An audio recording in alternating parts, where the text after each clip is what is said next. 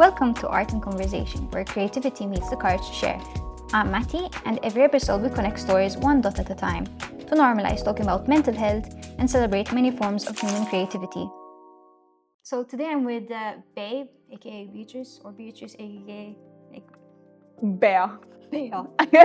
Bea. Let's say a Bea. Bea. Bea. It's Bea. Why Bea? Bea is short for Beatrice. You're Beatrice or Beatrice. Beatrice?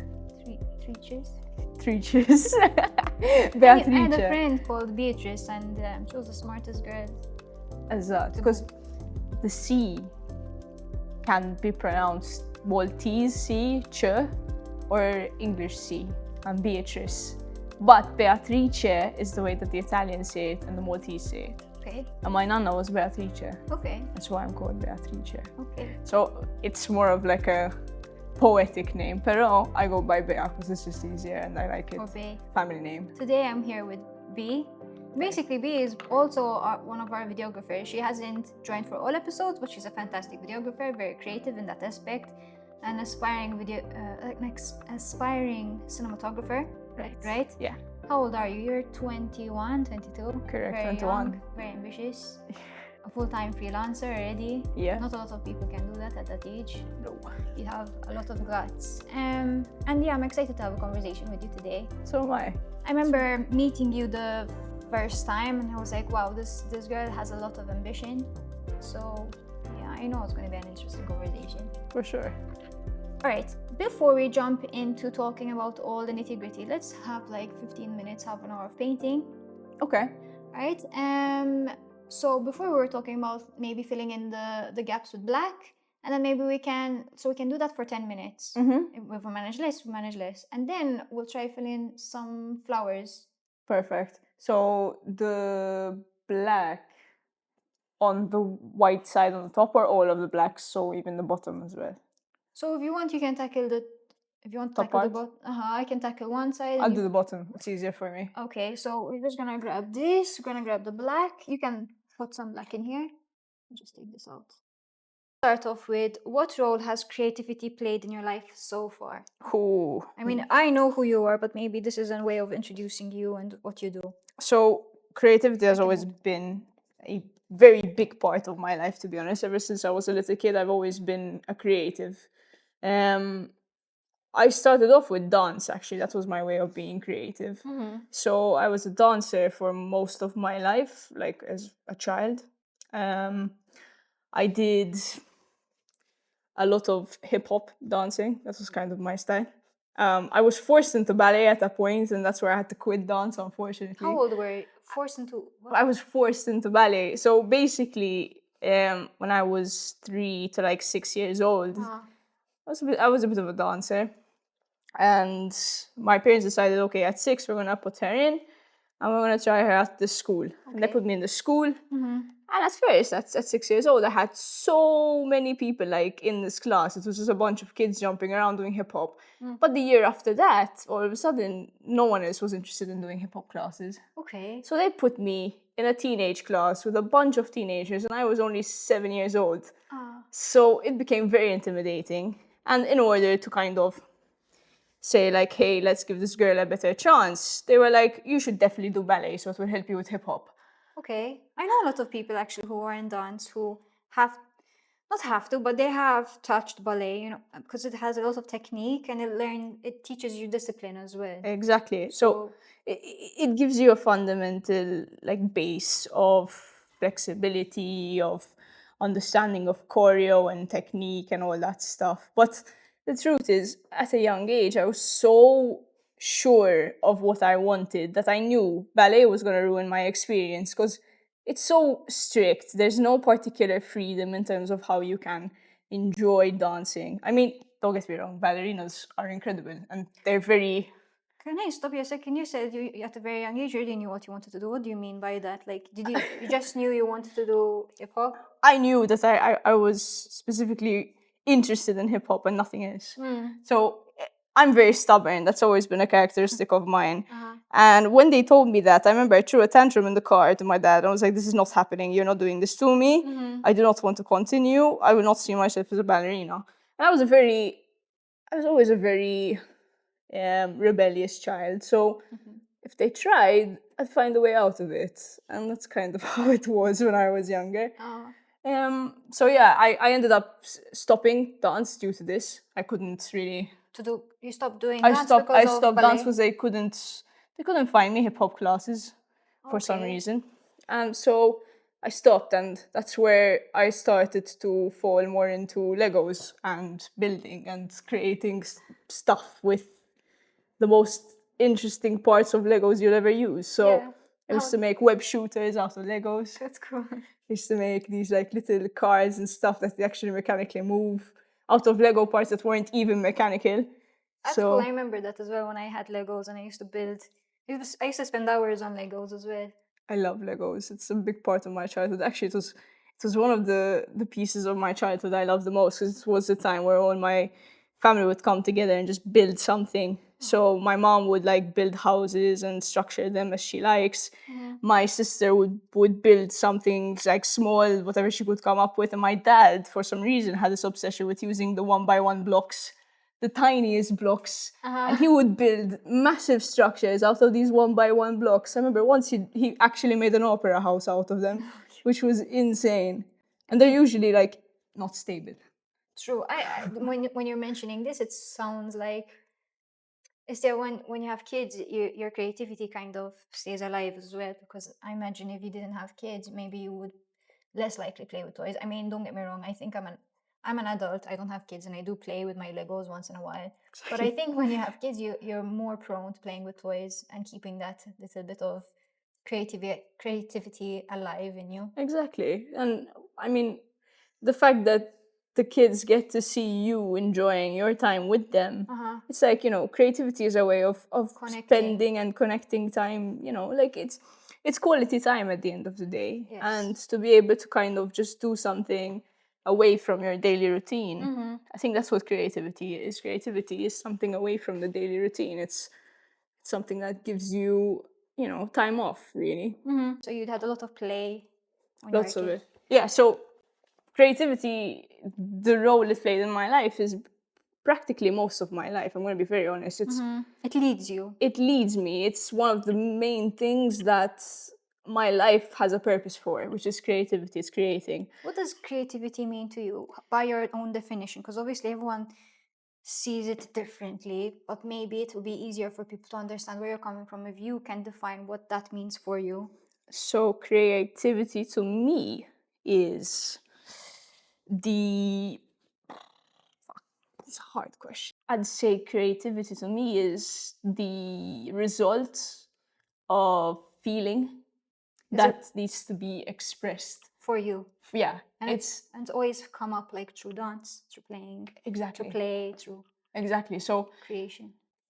My creativity comes from a point of emotion. So it's very much empowered by my feelings and my emotions that I go through in experiences in my day-to-day life. And majority of the times my creativity comes out because I'd feel like I need to express something. And that can come through music. So like when I feel songs, I feel the feeling of songs. I'm a very sensitive person, so I'll feel the moment of it and think, what could this express in terms of a piece, in terms of a writing, in terms of a visual? What is it that I'm seeing? And I've always had this sort of connection with feelings and expressing them. I was never the kind of kid that could keep it at bay. If I had a problem or I had something to say, I'd say it. Bay couldn't keep it at bay. I couldn't keep it at bay. So that's what creativity means to me, to be honest. It's a way of expressing feelings, and it's honestly my only way of coping, I guess. It's my way of going through life and registering what's happening around me, really. That's why I said it's good for you to define it, because obviously not everyone feels the same way about creativity. Some people literally take it by maybe the visual identity it holds, and they're like, I'm not creative. Lots of people are very easy to say, I'm not creative, right? Yeah. I've had a few guests where, I'm not creative, I don't know how to paint. I'm like, calm down, I can do it, you know? No, there's many ways to it. I mean, when you told me I was gonna have to paint today, I was like, oh no, it's Really? gonna be a bit of a nightmare for me because I don't know how really. But you just feel it, and if you're enjoying it, and everyone says, "Oh, I'm gonna, screw this up." Like, no, it's fine. You know what? You touched the painting, and it's you, and I can see that you touched it, and that's okay. That's Yeah. the beauty of expressing yourself. That's true, and that's the reality of emotions, really, and feelings. Not everyone feels feelings in the same way, and not everyone will express that particular name of a feeling in the same way. So if I'm sad, how will I express my sadness compared to you? How would you Differently. express your sadness? Probably differently. Picking up on what we had said earlier before we started the podcast, you were talking about your own visual identity, right? Your own style.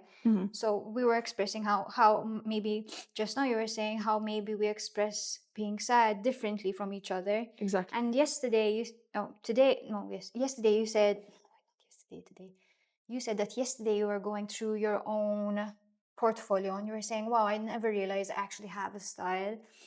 Like, I know that people might look at my work and they will be like, this is Matty, right? Yeah, yeah. It's such a hard thing to accept that there is. Like, you don't want to put yourself in a box, but then without even you trying, you end up creating a style for yourself. But it's the fact that I feel like we're now pointing fingers at this particular need to have a style because of the way that social media has formed creatives to kind of stand out in a way.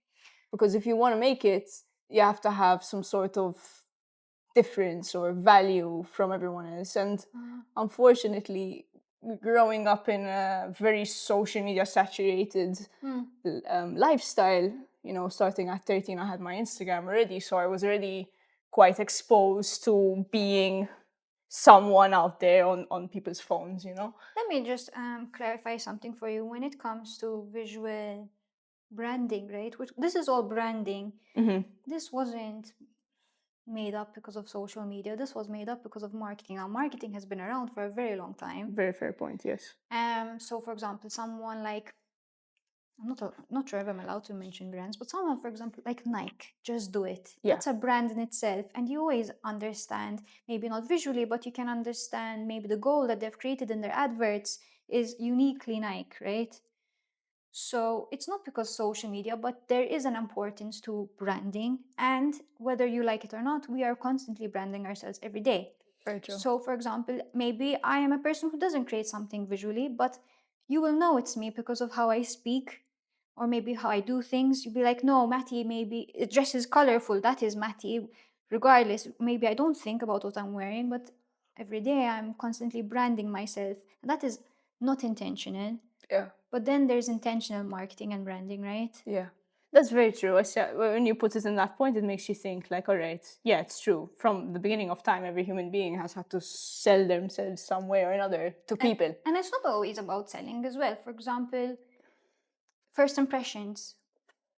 What's your first impression? Like, when you meet someone and you go into a room and they're wearing a suit, what's your first impression of, oh, probably they're professional, probably they know what they're talking about. Yeah. So it's always been there. What you're talking about isn't linked just to social media. It's literally probably life. It's life. But it's true, but because But some people do it more intentionally than others. Some people know that they're trying to make the first person. Some people just naturally are the way they are because they authentically chose to be that way, right? Very true. Well, it's a good debate in terms of, because it's true. Like what you're saying is exactly true. Like we were always like this as human beings. We've always had to kind of shape our own identities and see how people perceive us and stuff like that. But I guess social media has added a bit more pressure. Not a bit more, definitely more pressure, because there's a like count, there's a comment section, there's a subscribe and follow situation, so it's added this kind of number, this value beyond being human and having interactions with people.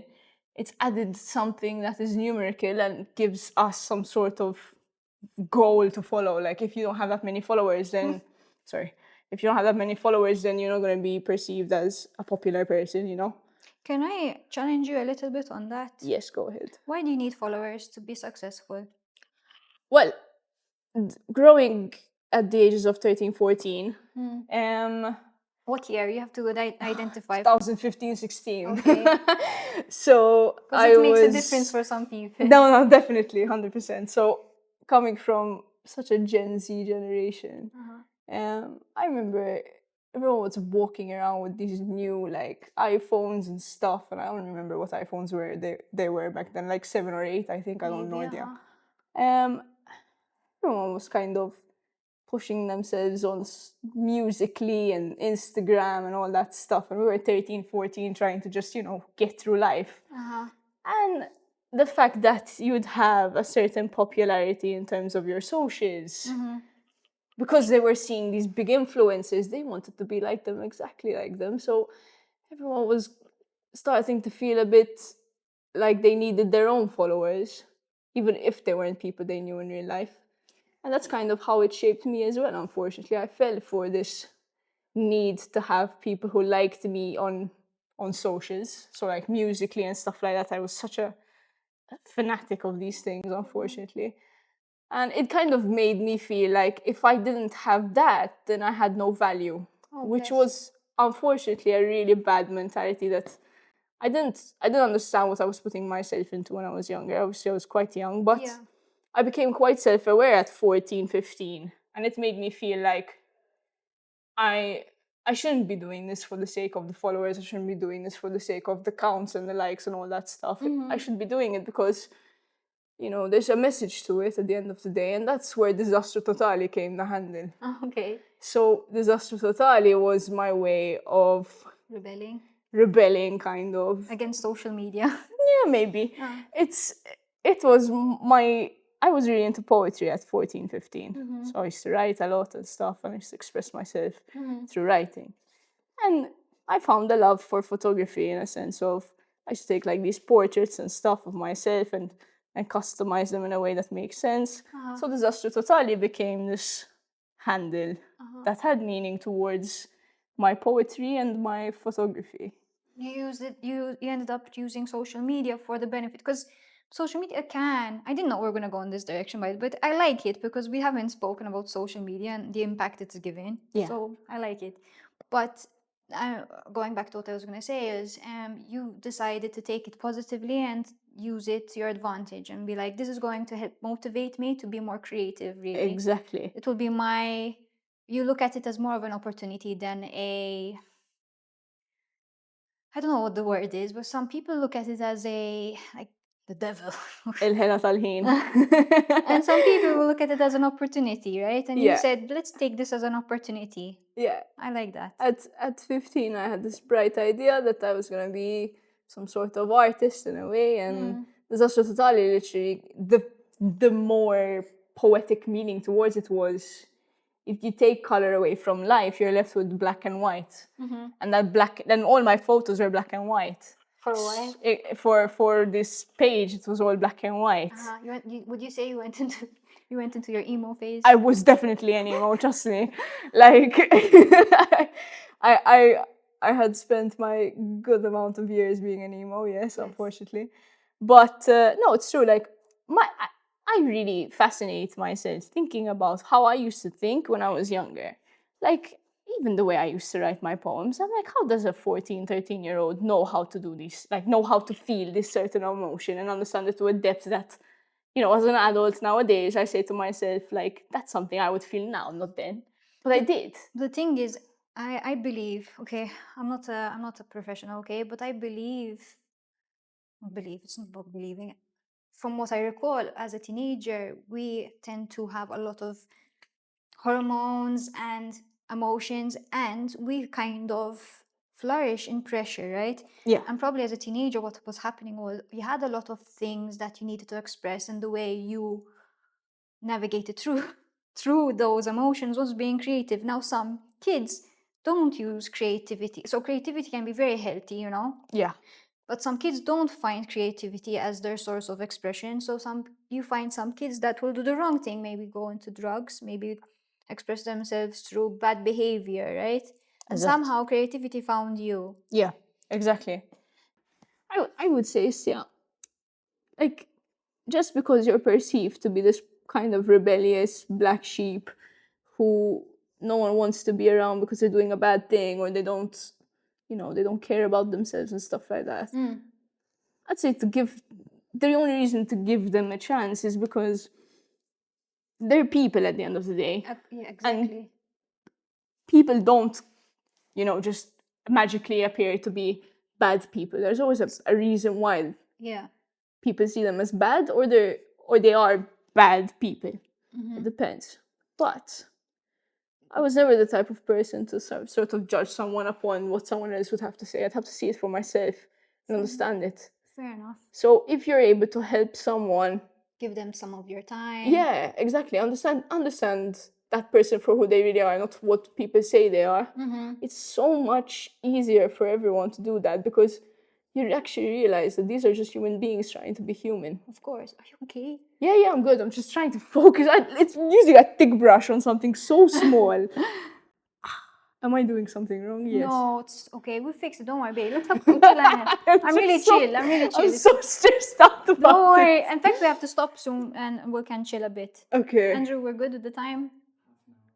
Okay, then we can, I'm going to leave you 5 minutes. Andrew's going to take some B-roll of you. Okay. I'll give you some of this. Okay. 2 minutes and you can have fun. Maybe I'm using the wrong brush. Let's swap. While you do that, I'll wash this brush.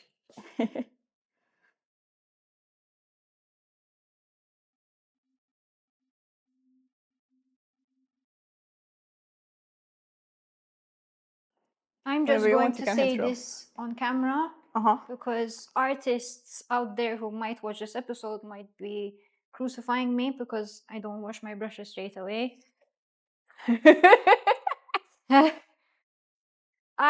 There's a technique to it, and like I told B, when it's hard and I put paint, it's easier to do the edges.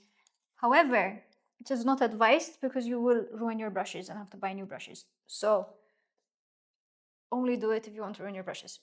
So B, we were talking about how it's always give people a chance, right? No matter how they look, the first impression, right? That's why. So whether we do it intentionally or not, we are always giving an impression. That's the beauty or the strategy behind branding. Like, brands do it intentionally. We as humans don't. Yeah. But brands do it with the idea that they're being authentic. We naturally are authentically ourselves, and people are attracted to us because they relate to our branding, right? Yeah. Anyway, so all this kind of this whole episode so far has been about branding. If you think about it. Yeah. Touching base on mental well-being, because it can be tricky hanging out with people that might influence you in the wrong way. Yeah. And I don't want to give out the wrong messaging that you have to try really hard, because I come from my background, I'm a bit of a people pleaser. So sometimes we go out of our way to help, and then we kind of get burnt in the process of it. Yes. Yeah. Exactly. I don't regret whatever I've done, and you probably don't regret hanging out with these people, but maybe someone else might get super burnt to a crisp. And I just want to say that if anyone is in a situation, in an environment that isn't healthy for them, they're allowed to take a step back and not feel guilty for doing so, because you at first and foremost need to take care of yourself. Yeah. That is one message I wanted to say before we continue, because it can be tricky, and maybe you're a strong character, but we never know who the other people are, and maybe they're in the wrong environment. And well, sometimes when you're young, to the point of how young I was, 13, 14, you don't exactly know that you're a people pleaser, and that actually is a bad thing. Yeah, I didn't know that either. Only maybe now I kind of came to accept this. Because we process it. We start to realize, why was I acting in a certain way or doing things in a certain way for certain people? And how come I allowed myself to continue that, knowingly that things were being taken away from myself? So the time with myself, the the energy for myself. Like I realized at 15, 16 that I have to stop. This is taking so much energy from me. I'm taking so much time to help others. At a point, I was like running around, going from place to place to just be there for my friends. And it became so exhausting because I gave them all my time. I had no time to process myself and the things I was going through. So it only became a thing of, wow, you're a people pleaser. This isn't always a good thing. It's not a good thing to a certain degree. To a certain degree, yes. But it just says who you are as a person, Yeah. But and you can say yes to everything. And then those yeses could end up with you being able to say no to the possible right things because you've chosen a direction that has drained you so much you don't have time for something else. But I always believe that if something happens to you, it happens for a reason. So I led myself with that mentality for a very long time. When my parents were going through a divorce and I was sort of the only kid trying to hold the family together, I told myself, like, this is happening for a reason. I have to stay strong and I have to understand what that reason is.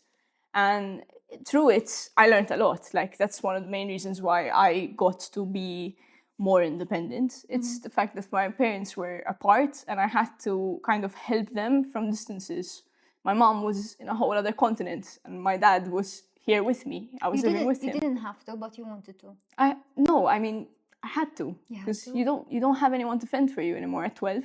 So it was tough for a 12-year-old, but I had a strong mentality enough to kind of put myself through it, and that's where I sort of can touch base with creativity for mental health, because I found my way through the situation through creativity. So I used to write poetry and write music.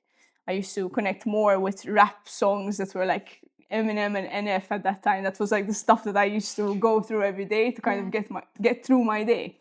And in fact, yesterday I heard NF's new album and I was like so excited about it. It just felt like, that 12, 13-year-old me was just getting the chance to listen to my favorite artist with my back then favorite artist. There was MGK on one of his albums and James Arthur. And I was like, I used to listen to their songs all the time when I was a kid. So it's like, it literally felt like a message from me when I was younger. It was insane. And yeah, music helped a lot. Music is definitely one of my mainstream inspirations. It's a way to feel, something so different from what you could be feeling in the moment of your current situation. So if I'm having a happy day and then all of a sudden I come across this amazing classical piece, I'd start to feel a whole other point of emotion that in that day I wouldn't have achieved through my scenario, So sometimes I put myself through the pain to just be able to feel what the music wants to say to me and make a piece out of it, make a visual, make a story, write a piece, anything like that. That's my way of my free time, actually. That's what I do in my free time. I find something to do creatively. I think it heals you. Yeah, it's me. Like I can't. My girlfriend says, "Mandish quit," over mandish quit. Like I'm so, everywhere, and I love being everywhere. I don't mind the fact that I'm like everywhere because it puts me in a place where I can, just enjoy what's around me. Really, it's like, I'm looking at those graffiti cans and I'm thinking, yeah, no, I'm okay. Vera, like I just. Oh. It's true though. Like talking about it, it makes you realize that it really is a whole part of my life. Yeah. Like it's part of you. It's part of your identity. Yeah, it's true. We talked about you a little bit and how creativity plays a role in your life, and I now know like what a big role it plays. Yeah. We also talked about personal branding and first impressions, and also we talked about making sure we take care of ourselves as well, so we can love people, but sometimes it's best to take a step back and not feel guilty for it because it might not serve us anymore. Exactly. We can still love people, respect them, but love them from a distance, and we shouldn't feel guilty for doing that for ourselves. It's setting the boundaries. It's literally telling yourself, and I remember telling myself this process, like at a point I realized there was a shift in the way I was treating people. And it came from the way they were responding to me. It's like, how come you're not saying yes to these things anymore or helping me out whenever I need this or that? because I realized that I needed to set a boundary between me and my friends, and kind of tell them like, listen, I have to say no because I can't give it to you right now. It's not.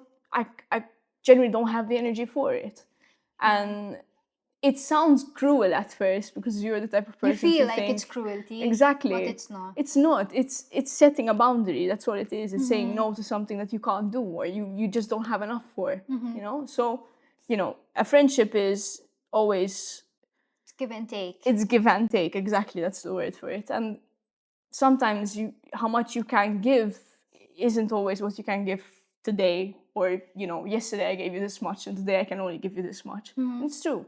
That's why communication is important. If today I don't feel like hanging out, I'm going to tell you why I don't feel like hanging out. I'm like, listen, today I don't feel like, because my energy isn't as great as it was. So yesterday I was so excited to see you, and I still am. I just don't have as much energy to see you. Yeah. And that's the ability to communicate to anyone around you, even at work. I mean, at work we can't always deliver the soft side of ourselves because we Yes. have to be presenting ourselves at We have work. to perform. Exactly. Work is performance. Exactly. It does include a lot of self-development, but there's a lot of performance in play. Exactly. We have to wrap up slowly. Yeah. But there was a point I caught a point and I kind of wanted to go on with it, but I forgot it. Yeah. Okay. So let me look at this a second. So it's funny because the questions I have here, you kind of all touched points, and I haven't even asked you anything. So it's really good. I picked the right questions for you. It's on the wavelength of it. Yeah, really it has. I tend to be a bit. It's like you read my questions before. Yeah, no, but I tend to literally shift with the energy around me. So it's like, maybe you felt it. Could be. I have no idea what you wrote on the type, but I haven't seen it. I can tell you. So I wrote here, what role has creativity played in your life so far? That was the first question. The second one was, when did you realize you enjoyed making or expressing something? But you didn't say when. But I tapped into. You tapped into it, With my meaning of creativity. Yes. Is that. Then I have who or what has influenced your self-discovery side the most. And I feel like this is your friends, your family, it's everyone around you. Yeah. Then I have the second part is inviting storytelling, and over here, can you tell me about a moment when you felt most connected to your creativity? And I feel like this is when you had it started with your teenage years, right? And that's when you really needed to process things. Yeah. So is that right? Yeah, no, you see, we talked about everything. Then the next one was, what was a time when being creative helped you through challenge? Definitely my separation, my dad and mom separation. Mm-hmm. Then has there been an experience where your creativity surprised you? That's a good question. You want to go with that? Okay, yeah. So has there been an experience where your creativity surprised you? I think when I took the risk to being freelance, that's kind of where my creativity started to surprise me, because I was now putting myself in a situation where I had to perform to make money. That's how you say it's work, it's performance. And I had to be creative to make money. I now finally found a way to make that happen. And at points, I really felt like I was faking it to make it. And it's true, I was. I was 18. I just came out of my second job. I had no idea what I was doing. I decided to be a marketing freelancer, and then I shifted to video. There were moments where, as a freelancer, you're put into different teams sometimes. Sometimes you get to work alone. Sometimes you work with people. There were times where I would be working with people, and I'd surprise myself that I am the youngest in the room, yet I'm able to speak with such experience of creativity. It's like, like if there was this edit that needed to be done, how are we going to get this edit done in the next 2 hours when we only have like 3 hours of footage? How are we going to turn it down to 2 hours? Sometimes it just made me feel like sometimes it's not the experience, but it's actually the creativity that's built in you. And that's kind of how I faked it to make it kind of situation. I mean, I really did. I had no idea what I was doing. I was given my first job on Love Island with no experience of editing. Like, You were an editor on Love Island? I was an editor in the social media department. Okay. So I did editing on CapCut. That was my thing. Like, I Yeah. would learn on CapCut. And then going into Bulletproof, which was a company I worked for, I learned Premiere Pro. And that was just a month or two of experience. I had no idea what I was doing, especially Oh, on Premiere Pro. on Premiere Pro. I mean, more or less. So I when it comes to editing, I learned on Premiere, and then I downgraded to CapCut because I'm like, social media doesn't deserve Premiere Pro. Then I realized, because I got a bit used to CapCut, you cannot edit podcasts on CapCut. No, you had to take What a mistake I did. It's like I forgot the reason what's good about. Anyway, we diverted, but it's interesting. I wanted to touch base a little bit on this because we had a discussion before this whole series. We were sitting in a cafe drinking our tea or coffee, and you were saying how there's a challenge. Just something happens when you work in the things you love, right? Yeah. Mentally, like you were like, oh, I don't feel inspired. I don't feel creative anymore. Do you want to like try and touch base a little bit on that and tell me how you overcame that? Because I feel like now you're finding it kind It's of a different air now, yeah, compared to when you met me. Yes. so that was 2 months ago. 2 months ago, you're like, oh, I'm feeling so blocked. I'm not inspired. What happened between then and now? I think so. I had a few other conversations after speaking with you, and obviously I did shift my environment as well. I'm working in the film industry now, so it's different. You know, being alone, not much of the creativity can come through. You need places and people to allow the creativity to bloom a bit better. Like, it will always be inside of you, and that's the truth.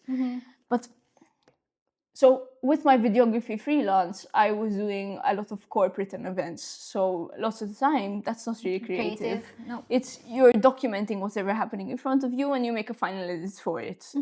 So it became quite draining. And nowadays, I'm saying no to most of these jobs. My clients have seen me sort of shift into the film industry, and that is my main focus. And I've told them this. So the film industry is full of creatives. Like, everywhere you go, there's a creative, you know? And being around them has helped me so much more in terms of giving the space for my creativity. So bouncing off ideas in a chat, you know, having lunch with somebody, hearing what they're doing, telling them what I'm doing, you know, bouncing around with these kind of ideas that's happening. Yeah. And it helped me kind of create that space for it. So it's giving me time for my ideas, my short little like write pieces that I want to turn into videos whenever I can. Also the fact that I'm working with cameras. Like, I have the luxury to let my brain focus on something else and not focus about the fact that I have like a million edits to do when I'm home. Because it's not the fact anymore. It's not the truth anymore. Yeah. I don't have to drain myself out with something I don't like doing as much anymore. Yeah. So I've shifted my environment completely. So, and you might have to do that in the future if you change as a person, and maybe that will always be the case. Yeah. You're never going to be the same person you were yesterday. And that's the truth. It's, as I think obviously everyone will feel that way. Everyone will feel like they have to change or they have changed. I think sometimes it shows up. So I think when people feel stuck, when people feel demotivated, maybe depresso, espresso, that's the point in their life that probably they need to make a change. And some people don't recognize this until maybe months on, and some people recognize it instantly, you know? Yeah. But yeah, and I'm glad and I think you've always kind of recognized, you always felt things, and I think you've always done the right thing by communicating. Yeah. And that's a message I also want to like push out. So if you're ever feeling a certain way, it's good to always go to people that you look up to. Maybe they're in places that you feel or think so you think they are in the place you want to be. Yeah. Maybe you have the wrong impression of them, but if you think that they're the first person you probably should talk to. I posted that on my Instagram. Yes. Like and yesterday. Yes. I Maybe said, that's where I got it. I saw this post that said, do not take advice from people who aren't in the place you want to be. And that really hits me, because from the early start of my career to now, I found many people who are in places I wanted to be. And I just, you know, I learned from them. I took advice from them. I worked around them, you know? So if I look back at the 13 to 16-year-old me who was looking at people who have no idea what they're doing with their lives, but I wanted this particular dream, and I was talking to the wrong people for this like particular dream of mine. And it put me down. It really put me down. And that's how I ended up changing my course so many times, because I had no idea what I was doing. And the people who were around me were constantly influencing me that I had to be in school to make it. I didn't study any of this. This is all from me, you know? Yeah. So when I found my crowd, when I found the right mentors, that's where everything started to change for me. And what you were saying is true. It's better to take advice from someone that You look up to. exactly. You see. Sometimes it's talking to your hero to realize whether you're following the right dream or not. Because sometimes talking to your hero might actually inspire more, or actually be like, actually, no. This is not for me. This is not for me. But your hero may not always be the hero you expected them to be. There's Actually, when you talk to those people, they become more human, because sometimes we idolize people, right? And we're like, Exactly. oh no, a tip-top. No, actually, always try, if you can, have the courage to talk to them, yeah, exactly. They're human at the end of the day. Exactly. And they went through the same walk that you did, you know, like very rarely will you find someone with the same story as you, but when you do, it's quite incredible to see how the outcome, you know, of what they chose to do with their life as it was. Yeah. So I mean, it's quite nice being around people. Like when I'm on set, and sometimes it's a new set, it's new people, I don't know who they are.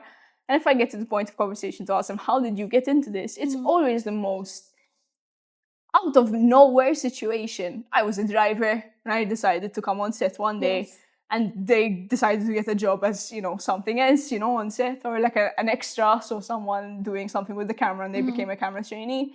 You know, it's really random, but it's people with their own stories, and it's insane. Course. And it's that also points to you're never too late to kind of change direction. Exactly.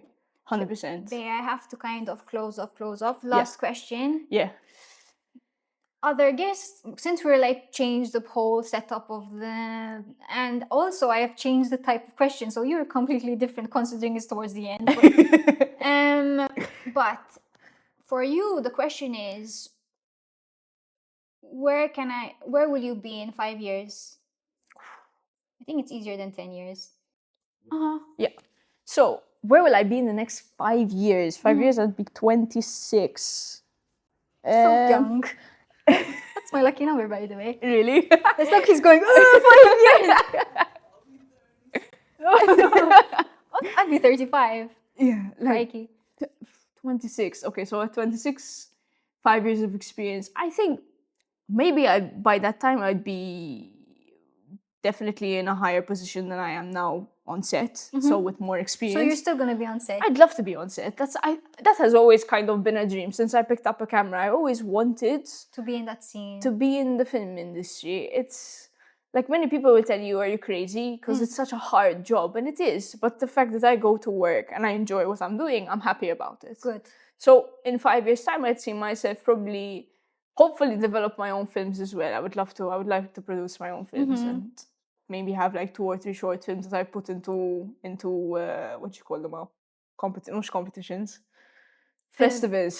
Festivals. I'd love to try and put some films into festivals. So do you see yourself, like right now you are a camera operator? I'm a camera trainee on set, but where do you see yourself in the future? Do you see yourself a producer, director? Do you see yourself maybe more on the technical side, so the camera stuff? So the long-term goal would be a DOP. So a DOP is the director of photography, someone that is in charge of the way that the shots are taken. And I'd love to experience the whole process first and not just jump into it. Like many people have the luckiest opportunity to just jump back into what they want to do. So not back, but jump into what they want to do. I want to be an operator. Gets a course, ends up being an operator. Maybe. It's not always the case. But I want to live the experience of every individual that it comes to making a film. So it should be on set. Usually you'd say it would be the case, but it's not always the case. I'm a camera trainee for now, and then there's a second AC, first AC. So by the time 5 years from now, I should be around second or first. Should be. Good luck. So yeah, like that's the goal. Mhm. But we'll see. Maybe I'll be a DOP already. You never Okay, know. you never know. You how. never know. never You know. never know. I don't want to be too ambitious about it, but people say I'm too ambitious.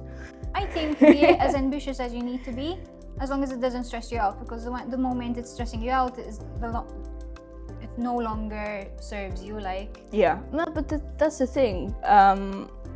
When you have ambition, you have a vision, and when you have a vision, you can sometimes not see anything else beyond that vision.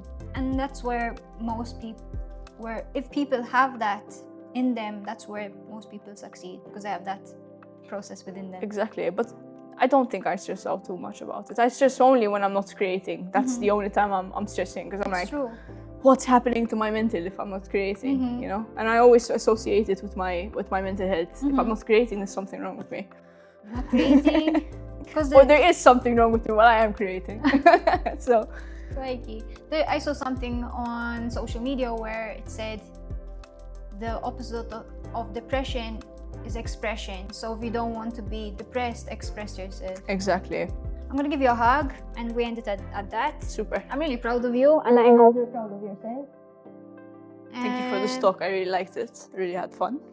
It was fun. I liked your perspective. You're 21, you said? Yeah. You're the youngest guest I've had.